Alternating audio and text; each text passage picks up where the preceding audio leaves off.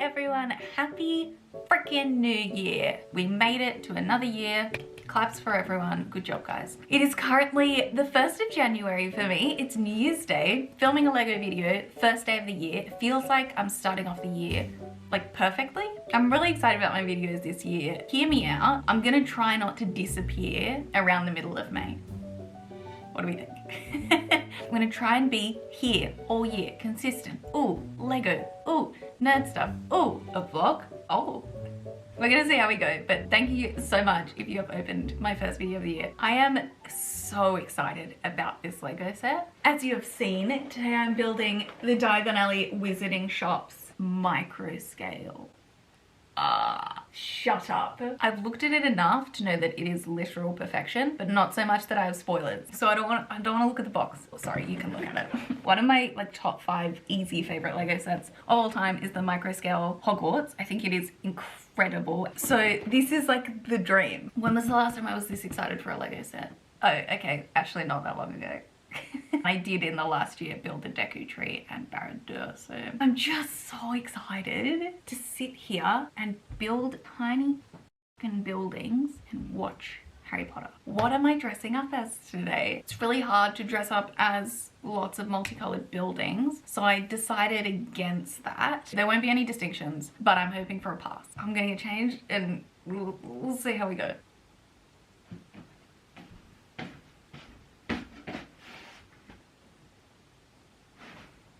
You're a wizard, Harry. This came together much better than expected. It looks terrible, but much better than expected. I feel like this is kind of giving a Dumbledore Hagrid hybrid because I've used my own hair for my beard and my hair is like the longest shit in the world. It's giving old wizard vibes and very much Dumbledore from the first film. What a way to start the year. I mean, it can only go up from here, can't it? So I think actually this is a smart choice. I think if Hagrid and Dumbledore had a baby, it would be me. Which is really not a sentence I ever thought would come out of my mouth. Is it weird that I kind of like my beard? I haven't even said anything about this yet. I'm obviously Diagon Alley from Philosopher's Stone Hagrid. And he takes Harry to the Leaky Cauldron and then they go tip tap tap and that's the first time we see Diagon Alley. It's a beautiful moment. Speaking of tip tap tap, I have a few options for us. I have this umbrella, which is the right style. Just imagine me in the movie. You get it? Or I have a pink umbrella. One of the most distinctive features about Hagrid's umbrella is that it is pink. So this is here just for the lore of it all. Let's test this one. Tip tap tap tap tap tap. Which one did you prefer? Let me know in the comments. I feel like this is a good start to the year. It can only go up from here in terms of like I can't look worse than this, but also A+ for effort. I'm only gonna look better from now on and I've already started with an absolute banger. Again, let me know in the comments if you think this is an absolute banger. Just comment, let me know. I just feel really wise like this. Is this what it's like to be a man? Oh my god, who is this? I know normally I try and keep on some of my outfit for filming. I just didn't want to. I didn't want to. I made a choice to entertain you and now it ends. I'm going to open up the box. Let's go.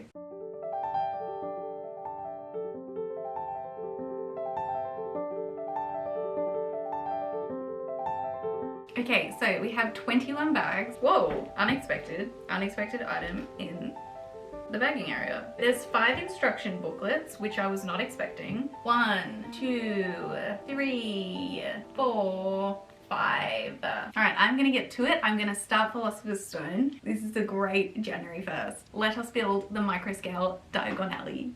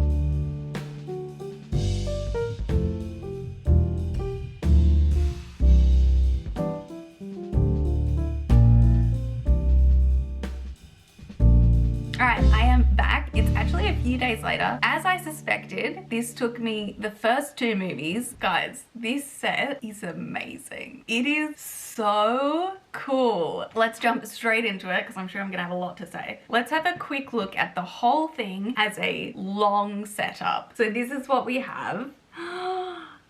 Look at it. Doesn't it look so cool? Are you seeing this? Are you seeing how cool this is? Guys. Oh. All right, so now you've had a quick squeeze. I'm going to go through each individual building. I'm going to tell you what they are, and also I thought I'd just quickly read the little piece of information about each building that they give you in the instructions, because I really liked reading about them. It gave me a little bit more information that I maybe didn't know. Let's get to it. First of all, not a building, but such an excellent inclusion. I love that they added the night bus, and it's sitting outside the Leaky Cauldron. Leaky Cauldron, that's in London. Look how cute this tiny night bus is. Look, it's got even the little gap at the front and the little gap at the back, the little headlights at the front and the curves and the tiny wheel and the brake light. Oh my goodness. So he sits right at the end there, which is an excellent place for him. Outside the Leaky Cauldron. The Leaky Cauldron is the oldest pub in London and famous for its hearty fare. Despite its humble exterior and mysterious clientele, it serves as a magical gateway between the Muggle world and the Wizarding world. I love the little stools and the light up the top, the little booth seating area in the top section. Also something to note, if you want like real proper in-depth explanations, what's in all these, you won't get it from me.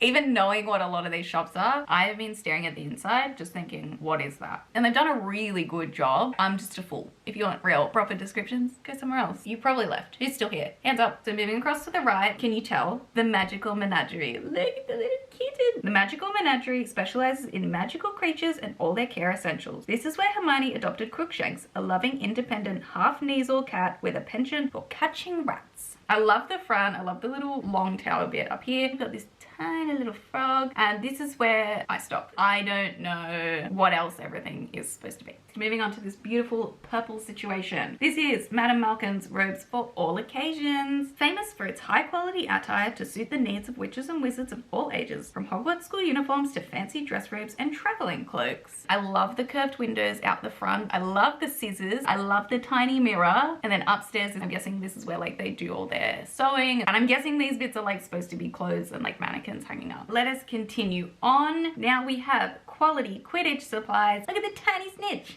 The undisputed hub for all the latest trends in Quidditch gear. Hogwarts students regularly flock here as they dream of soaring through the school's Quidditch field on the fastest racing brooms in the Wizarding world. What is this orange thing on the side? I don't know. Is it supposed to be a broomstick? I'm guessing there's a little mannequin up the top. I don't really know what's going on upstairs. Something's going on. But my favorite bit, they've used tiny paintbrushes as the brooms. Are you seeing how cute that is? We now have this lovely blue building, little owl in the front. Guess what it is, guys? Ilops Owl Emporium, your one-stop shop for feathered friends and owl essentials, for pets or postal purposes. Amid the hoots and feathers, Hagrid found the perfect birthday surprise for Harry Potter. I love this tiny owl out the front to signify what the shop is. There's a little stool at the back, some piles up the front. I think these little stumpy guys are supposed to be the owls, which I respect. If you know more about this than I do, which 95% of you will, please just let me know. As we all know about Jay, she doesn't like looking things up and doing research. Next along, we have Slug and Jigger's Apothecary. For generations, Slug and Jigger's Apothecary has served as one of the renowned specialists in perfected potions and magical ingredients in Diagon Alley. I like the little leaf up the top. I love the use of these pieces as seats. We've got some flowers on the wall. Is that the mandrake sign? I can't remember. On the top here, we've got 2 little tulips growing. Look at those. Continuing on, Mr. Mulpepper's Apothecary. Famous for its affordable drafts and solutions,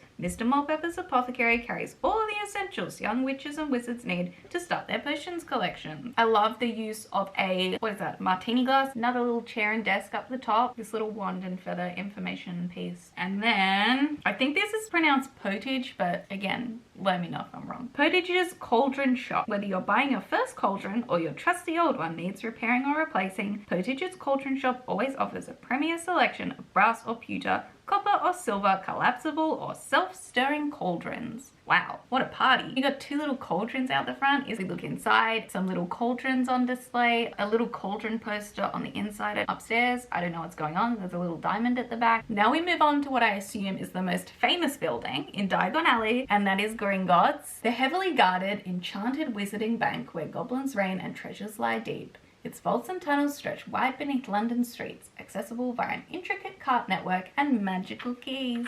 Look how cute this is. We've got our escaped dragon. I feel like I should know what's going on up here. It looks very serious and important. Is it the Philosopher's Stone? Probably not. What is that? I love that they've managed to get the height of the ceilings, and the chandelier looks fabulous. And continuing our walk, where are we up to now, you ask? Borgin and Burke's. Tucked away in Nocturne Alley, a shady side street off Diagon Alley, this quirky haunt filled with ancient curiosities infamously attracts a slightly more sinister wizarding clientele. Obviously, it's not on Diagon Alley, it's in Nocturne Alley. What I do love about it is that on Diagon Alley, it's actually the back of Borgin and Burke's. I love that staircase. My guess here is that this is the vanishing cabinet. You've just got some random little bits really, don't you? Because that's what Borgin and Burke's is. Alright guys, where shall we head next? Oh, scribblers writing implements. You say, great choice, let's go. Look no further for the finest collections of quills, ink, and parchment. Aiming to serve all your magical writing needs, Scribblers Writing Implements is so popular, it even has a sister shop in Hogsmeade. I always get so excited when I get these tiny little quill feathers, 2 of those in their little ink pots. Again, just so adorable. Sorry if I've said that like 50 times, but wow. Now onwards to a shop that I hope we all can recognize just on first glance. Go. Wrong, it's Ollivander's. You probably got it right, I just wanted to sass you. Makers of fine wands since 382 BC, Garrick Ollivander, the revered keeper of Wizarding World wand lore, is renowned for flawlessly matching generations of Hogwarts students to their perfect wands. I mean, you know it straight away, don't you? Don't you? Good. Look at all the wand boxes. They absolutely just sent this, didn't they? They were like, well, this is the wand shop, the one with the wand boxes. Counter at the front and just wand boxes everywhere. We have now come across Wiseacre's Wizarding Equipment. Witches and wizards with an interest in scientific instruments and magical gadgets can find the top tried, tested and trusted telescopes, magical maps, enchanted hourglasses and much more here. This blue is so beautiful. On the inside, there's just some stuff, isn't there? Look at the stuff, everyone. Who knows what's going on here, but it looks fun, doesn't it? Now onwards to one of my favorite shops in Diagon Alley, Florian Fortescue's Ice Cream Parlor, home of the finest chocolate and raspberry flavored ice cream at Diagon Alley. Some students may even be lucky enough to taste a free serving. I love the little, it's like, what is it normally? Like scalloped, you know, what's it called? It's like it's not an umbrella. What is that called? The green and cream, that's what I'm talking about. The tiny chairs out the front, and then this massive pink ice cream on the top. Look at the wall, guys. That's fruits and cookie. I love Florian Fortescue's. Next we have another very well-known shop, Flourish and Blots. From schoolbooks to wild tales and restricted magic, the shelves in Flourish and Blots hold wonders. But beware, some books have a life of their own, like the elusive Invisible Book and the ferocious Monster Book. Are there statues on it in the movies? I have no idea. You've just got a lot of books. That makes me very happy because I also have a lot of books and I also like going into places that have a lot of books. Look at that staircase with the little steps going up to the top. I do wish there was maybe more books in here, to be honest. Now we are on to our final shop, obviously the best shop in Diagon Alley. I will not fight you on that, I'm just right. It is Weasley's Wizard Wheezers, the premier joke emporium of Diagon Alley. Founded by the fun-loving Weasley twins, the shop is a whimsical whirlwind of magical mayhem. From pygmy puffs to skiving snack boxes, mischief awaits. Look at this beautiful shop. The giant Weasley twin out the front. I love that it's a minifig head as the giant head. That's really funny to me. The staircase is amazing. All the use of color on the walls to look like there's things stacked there or things you can look at. You've got a love potion down the bottom. I see that. Very striking. Very well done.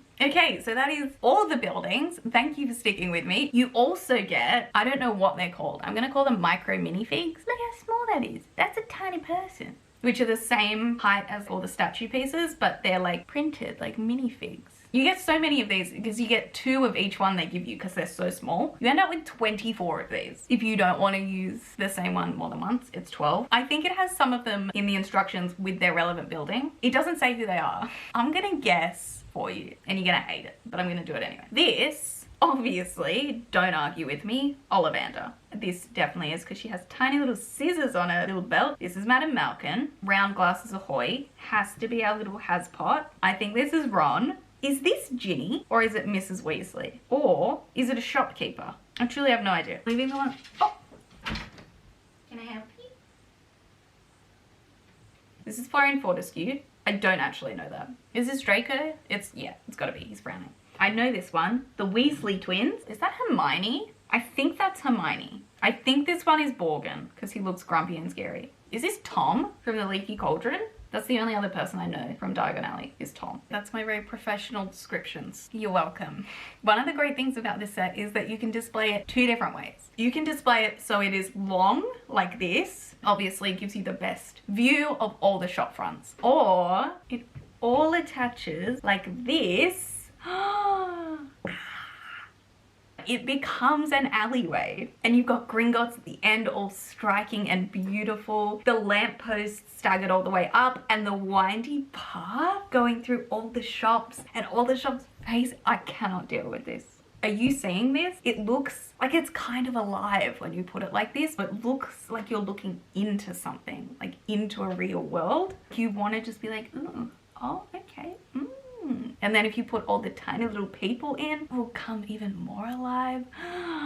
This is probably maybe hit my top 3 of most recommended sets. I think I like this more than my microscale Hogwarts castle, which is saying something. But like this has interiors, it has so much detail.